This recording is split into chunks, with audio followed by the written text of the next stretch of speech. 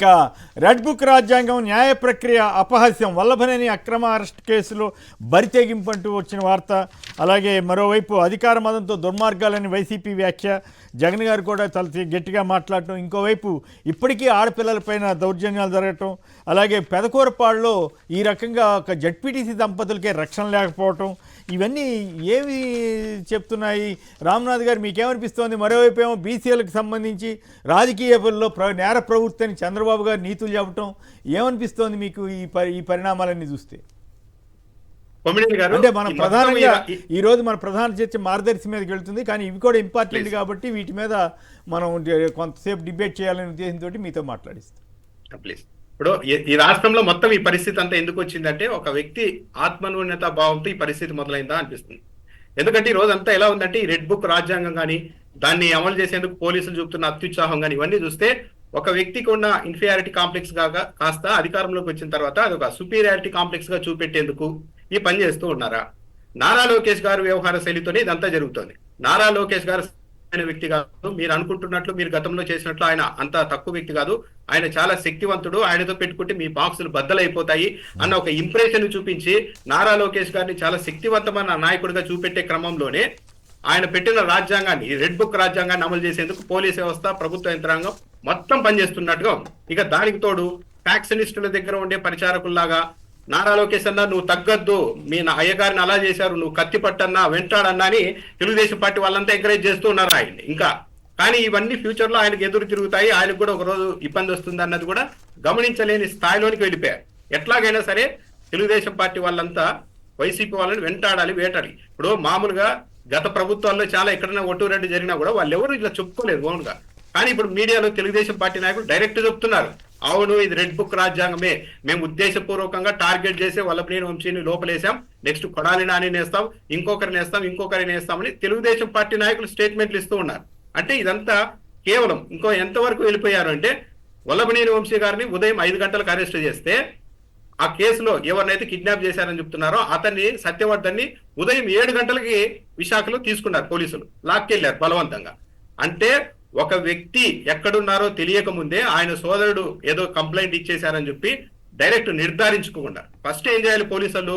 ఆయన సోదరుడు వచ్చి మా సోదరుడు సత్యవర్ధన్ ఇలా వల్లభనేని వంశీ మనుషులు కిడ్నాప్ చేశారని చెప్పి ఉంటే ఫస్ట్ ఆ సత్యవర్ధన్ అనే వ్యక్తి ఎక్కడున్నాడో కనుక్కొని తీసుకొని వచ్చి నిన్ను నిజంగానే కిడ్నాప్ చేశారా, లేకపోతే నువ్వే అక్కడికి వెళ్ళావా, స్వేచ్ఛగా ఉన్నావా అని ఎంక్వైరీ చేయాలి. కానీ అవన్నీ ఏం చేయకుండా ఉదయం 5 గంటలకు వల్లభనేని వంశీ గారిని అరెస్ట్ చేసి 7 గంటలకు సత్యవర్ధన్ని తీసుకొని వచ్చి ఉదయం 5 గంటలకే మళ్ళీ ఒక కిడ్నాప్ చేశారు, దాడి చేశారు, అతన్ని కొట్టాడు, కులంతో దూషించారు అంటూ కేసు పెట్టారు. అంటే ఇదంతా ఏంది? స్క్రిప్ట్ ప్రకారం ఒక స్క్రీన్ ప్లే రాసుకొని స్క్రీన్ ప్లే ప్రకారం ఒక సీన్ ముందు తీస్తూ ఉంటారు, వెనక తీస్తూ ఉంటారు కదా, అలా చేశారు. ఇది అంటే పూర్తిగా ఒక రెడ్ బుక్ రాజ్యాంగాన్ని అమలు చేసేందుకైతే వీళ్ళు వెళ్తూ ఉన్నట్టుగా ఉన్నారు.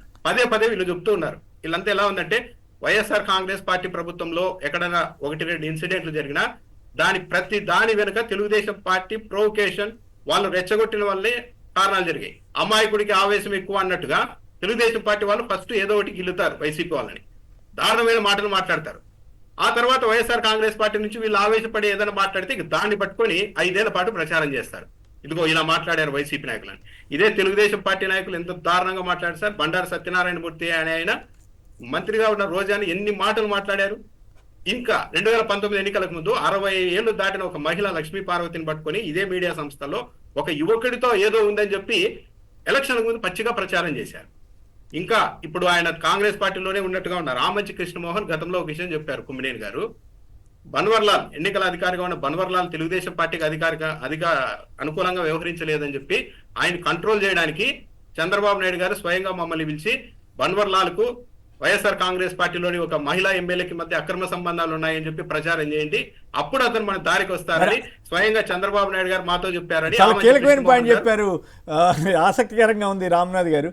మరి ఆయన ఏంటి ఇప్పుడు రాజకీయాల్లో నేర మనస్తత్వం అని, జంగిల్ రాజు పోయిందని, జనరాజ్యం వచ్చిందని, బీసీలకి సంబంధించి కేసులు పెట్టండి అని చెప్పి, ఏది గతంలో ఏవో జరిగినాయి అని చెప్పి, అంతేగాని బీసీకి సంబంధించినటువంటి హామీ గురించి మాత్రం చెప్పకుండా ఇట్లాంటివన్నీ చెప్తున్నారు. ఇంతకీ నేర మనస్తత్వం ఎవరిదంటారు మీరు చెప్పిన దాని ప్రకారం? ఇప్పుడు కొమ్మినేని గారు, మనలో ఉండే అభిప్రాయాల్ని, మనలో ఉన్న ఆలోచనల్ని అవతలకుంటాయి అనుకోవడం ఒక స్వభావం. ఇప్పుడు నిన్న చంద్రబాబు నాయుడు గారు ఏం చెప్తున్నారు? నేరాలు చేసి మళ్ళీ ఎదురుదాడి చేస్తున్నారని. వైసీపీ వాళ్ళు ఎక్కడ నీకు ఏసీపీ ఉంది నాకు ఏసీపీ ఉంది అనడం లేదు కదా. చంద్రబాబు నాయుడు గారే ఆ పని చేశారు.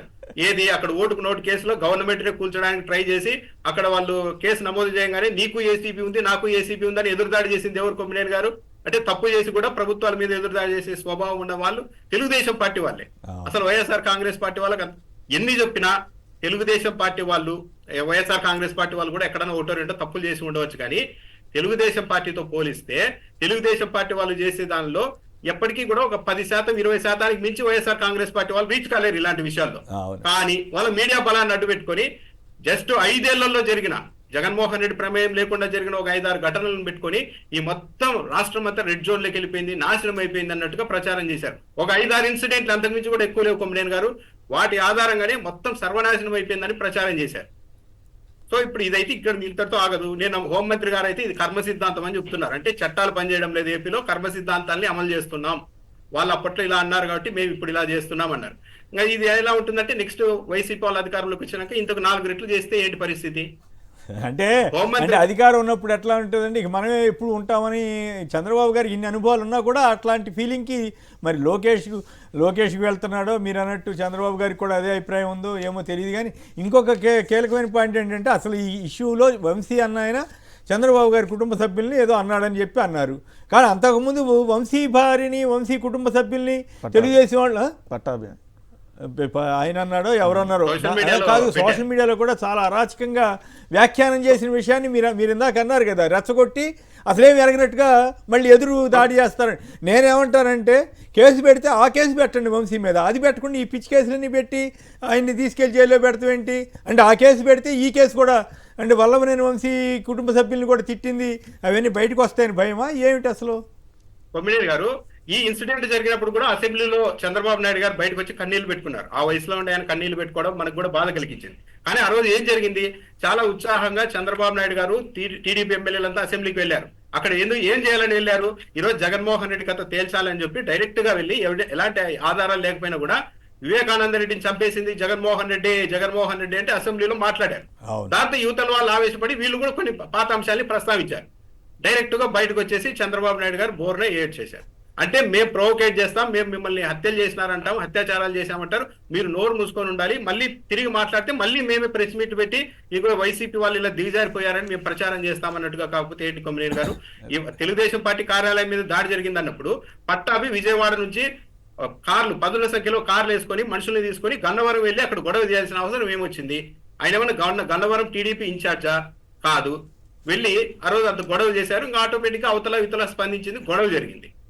వాళ్ళ పట్టాభి అక్కడికి వెళ్ళకపోయి ఉంటుంటే గొడవే లేదు. పైగా ఆ రోజు ఏమి విపరీతంగా పట్టాభిని కొట్టేశారంటూ ఈనాడులో లేని ఫోటోలు వేసేశారు, ఫేక్ ఫోటోలు వేసి మరీ ప్రచారం చేశారు. తర్వాత వాళ్ళు సారీ కూడా చెప్పారు ఈనాడు వాళ్ళు.